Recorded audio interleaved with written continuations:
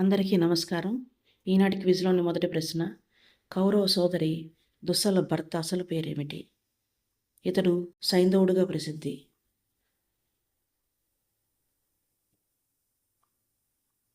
ఈ ప్రశ్నకు సరైన సమాధానం జయద్రథుడు.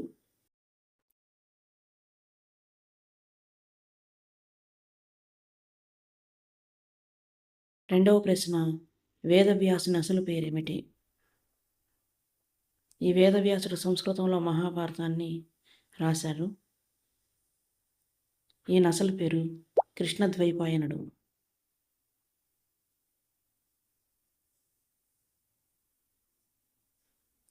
ఇతను చెప్తూ ఉండగా వినాయకుడు మహాభారతాన్ని రాయటం జరిగింది. భీమునికి ద్రౌపది, హిడింబి కాకుండా గల మరొక భార్య పేరేమిటి? పంజాబ్లో ఒక ప్రసిద్ధ పట్టణం కూడా ఈమె పేరుతో ఉంది.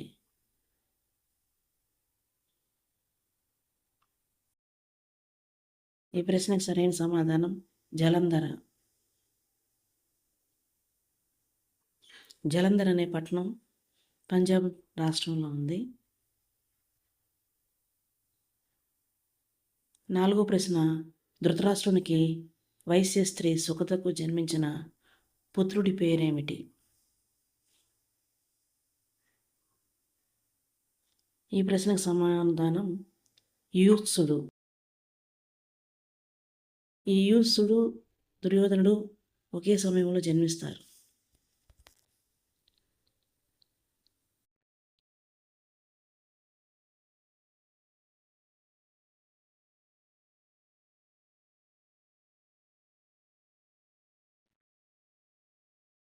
కర్ణునికి అంత్యక్రియలు నిర్వహించింది ఎవరు?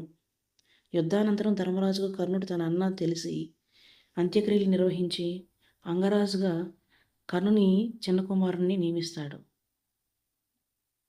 ఈ ప్రశ్నకు సరైన సమాధానం ధర్మరాజు. కర్ణుడు కుంతికి వివాహం కాకముందు జన్మించిన పుత్రుడు. ఇతడు రాధేయుడు అనే పేరుతో కూడా ప్రసిద్ధి.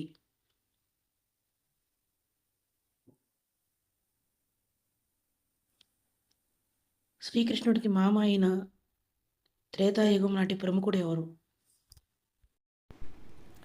ఇతడు కృష్ణుడితో మల్లయుద్ధం చేసి ఓడిపోతాడు. తన కుమార్తె జాంబవతినిచ్చి వివాహం చేస్తాడు. ఈ ప్రశ్నకు సరైన సమాధానం జాంబవంతుడు.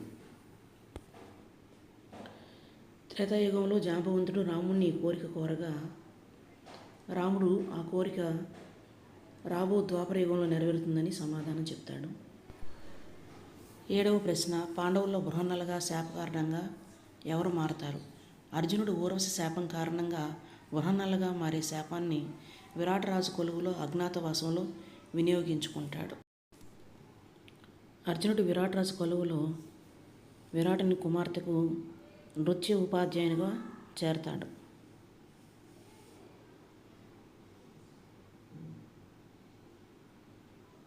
ఎనిమిదవ ప్రశ్న. యమధర్మరాజు మహాభారతంలో ఎవరిగా జన్మించాడని ప్రతీతి? ఇతడు వేదవ్యాసునికి దాసికి జన్మించిన పుత్రుడు. ఇతడు పాండవులను లక్కగృహ దహనం నుండి కాపాడుతాడు. దీనికి సరైన సమాధానం విదురుడు. ఈ విదురుడు కౌరవుల మంత్రిగా కొనసాగుతాడు.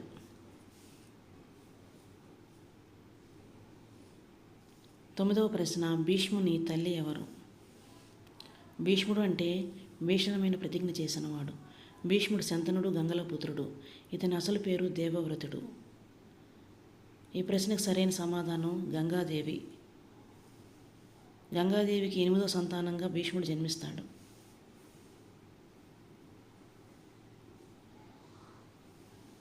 పదవ చివరి ప్రశ్న.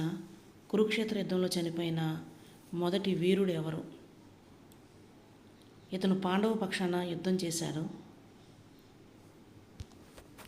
ఇతడు విరాట్ రాజు కుమారుడు. ఇతడు ప్రగల్భాలకు పేరున ప్రసిద్ధి. ఇతనిని ఉత్తర కుమారుడు అంటారు.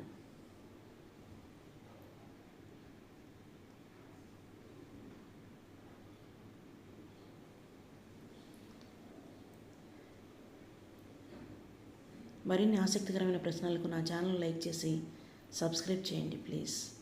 Thank you all very much.